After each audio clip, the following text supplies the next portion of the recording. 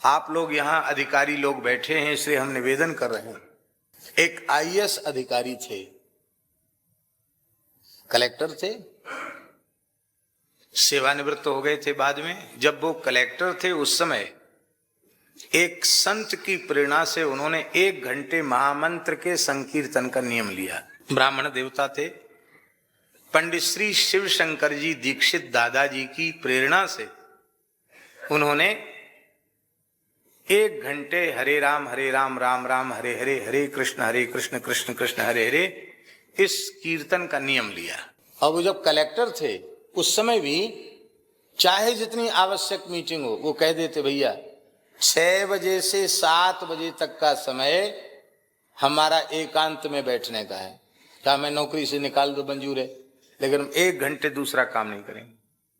Meeting में से भी वो 6:45 बजे उठ जाते, एकांत में जाके मजीरा लेके हरे राम कीर्तन करते। पक्का नियम उनका। संध्या में शाम को 6 से 7 कीर्तन करने, पक्का।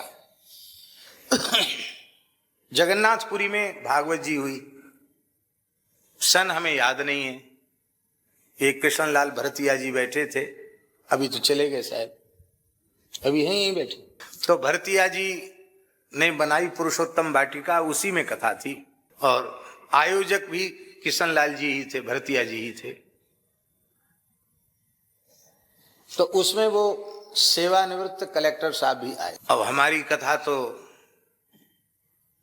लेट लपेट चलती ही है, तो वो बैठे थे कथा में।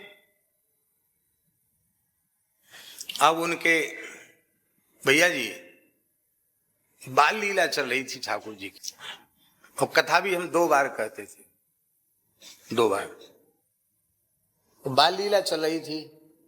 अब वो उनसे द्विचित हो गए, ना तो बाल लीला छोड़ी जाए और इधर ये कि हम 1 घंटा कीर्तन करते हैं, तो हम क्या करें, कथा भी सुन लें और कीर्तन का नियम भी हो जाए, कैसे करें। तो आखिर तो पढ़े लिखे आदमी तो थे ही, वो धीरे से उठे, 5:45 बजे उठ गए। वो उन्होंने देखा कि महाराज जी की कथा प्रसंग ऐसा है कि 8 तो बजना ही है। तो वो गए और जहां कथा हो रही थी उसके बाहर भाग में, जहां ये जो साउंड बॉक्स है रखा था, उसके पास बैठ गए। अच्छा, मेरी नजर उन पर पड़ रही थी, तो वो बाहर बैठ गए और उन्होंने छोटा सा मंजीरा निकाला और धीरे धीरे कीर्तन भी कर रहे थे और कथा भी सुन रहे। 2 काम एक साथ। साउंड बॉक्स पे बैठे तो कथा सुन रहे और कीर्तन भी कर रहे, और दूसरे को विक्षेप भी नहीं। सामने बैठ के झाल मंजीरा बजा के कोई कीर्तन करे तो कथा में विक्षेप होगा। तो वहां उन्होंने जैसे ही कीर्तन करना आरंभ किया, जिह्वा से कीर्तन और कान से कथा का श्रवण, हम देखे इनको हो क्या गया है, अविरल अश्रुधारा बह रही इनके नेत्रों से। कुछ नहीं, सोचा कोई भाव जग गया होगा। सवेरे जब हम ठाकुर जी की सेवा कर रहे थे, अपने शालिग्राम जी की सेवा कर रहे थे, उसी समय वे आए और बहुत विकल होकर रोने लग गए। हमने कहा कि क्या हो गया पंडित जी, क्या हो गया, कैसे रो रहे हो। तो उन्होंने कहा कि हम एकांत में आपको कुछ कहना चाहते हैं। तो एक आध कोई निकट में संत थे, हमने इशारा कर दिया बाहर हो जाओ। वो बाहर चले गए, कक्ष बंद हो गया। उन्होंने कहा महाराज जी, और तो कोई विश्वास करे न करे, पर आप जो जो लीला कह रहे थे बाल कृष्ण की, वो लीला बिल्कुल नेत्रों के सामने प्रत्यक्ष दिखाई पड़ी। कथा ही लीला बन गई। उनकी बात बता रहे, बोले बालकृष्ण कभी आपके व्यासपीठ पर चढ़ के कभी ऐसे सिर पे ऐसे करने लग जाते, कभी कंधे पर, कभी इधर, कभी गोद में आ जाते, और कभी व्यासपीठ के नीचे घुसकर बाहर से ऐसे देखने लग जाते। कहते ऐसी बाल लीला 8 बजे 8:30 बजे तक कथा हुई, और 6 बजे से लेके 8:30 बजे तक प्रत्यक्ष श्री कृष्ण लीला का दर्शन उनको हुआ।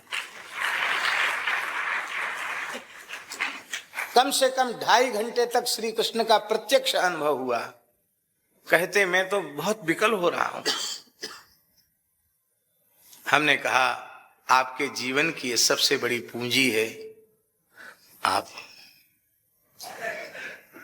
इसको अब किस सबके सामने प्रकाश मत करना, क्यों आपके जीवन की सबसे बड़ी निधि है।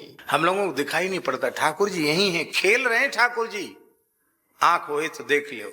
प्रत्यक्ष में तो कोई साधन नहीं दिखाई पड़ा, केवल नाम कीर्तन का निष्ठापूर्वक उन्होंने आश्रय लिया। और ठाकुर जी ने कहा भगवान किस न जाने कौन से गुण पर दयानिधि रीझ जाते हैं, दयानिधि रीझ गए, प्रत्यक्ष लीला होगी।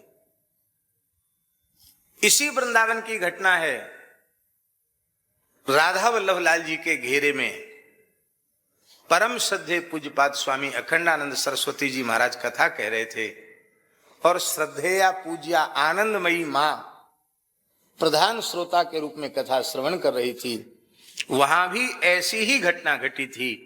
पूज्य स्वामी श्री अखंडानंद सरस्वती जी महाराज भागवत में बाल लीला का वर्णन कर रहे थे, और एक प्रेमी अनुरागी व्यक्ति को, जो हमारे महाराज जी से बहुत प्रेम करते थे, अब उनका शरीर नहीं है, उनको प्रत्यक्ष बालकृष्ण की लीला का दर्शन हुआ।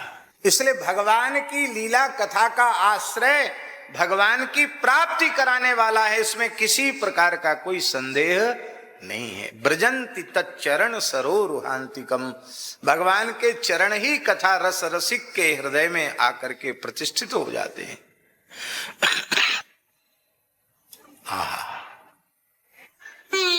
अब इस जीव के जो सूक्ष्म वासना युक्त संस्कार हैं, वो जब सर्वथा समाप्त हो जाते हैं तो वह जीव भगवान से मिल जाता है। फिर जब कर्म के संस्कारों का लेश भी नहीं रह जाता, तो उसी अवस्था को कहते हैं मुक्तावस्था। और फिर वह भगवान को प्राप्त हो जाता। प्राप्त क्या हो जाता है? भगवत तुल्य हो जाता, भगवत रूप ही हो जाता है, ऐसा समझ लो। फिर कर्म बंधन नहीं रहता।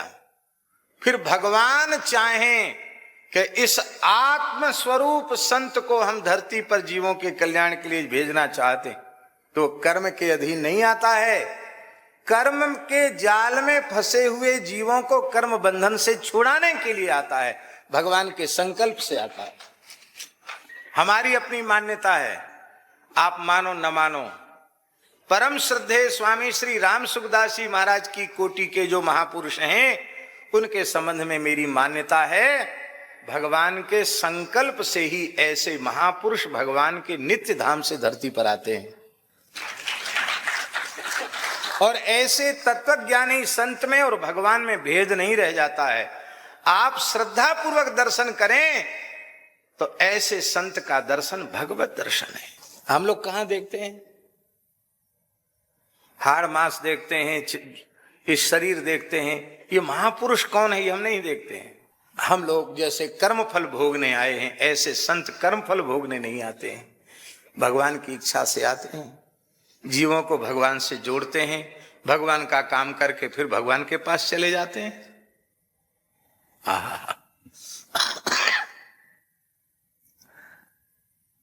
खेत में बोने के पहले गेहूं,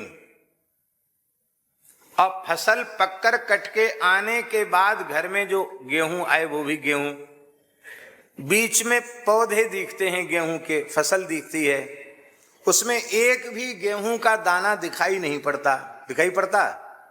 फिर भी लोग उसे घास नहीं कहते, उसे गेहूं कहते हैं, क्योंकि बोने के पहले भी गेहूं था, फसल कट के आने के बाद भी गेहूं। ऐसी जब सृष्टि के आरंभ में ही भगवान, और जब कुछ नहीं रहेगा तब भी भगवान, तो बीच में हरी भरी फसल दिखाई पड़ रही है, ये दूसरी कैसे हो गई? ये सब भी भगवान का ही स्वरूप है। और इसी बात को गोस्वामी जी सरल शब्दों में कह रहे हैं। क्या कह रहे हैं? जड़ चेतन जग जीव जत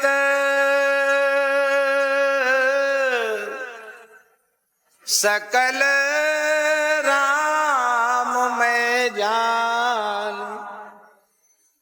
बंदो तिनके पद कमल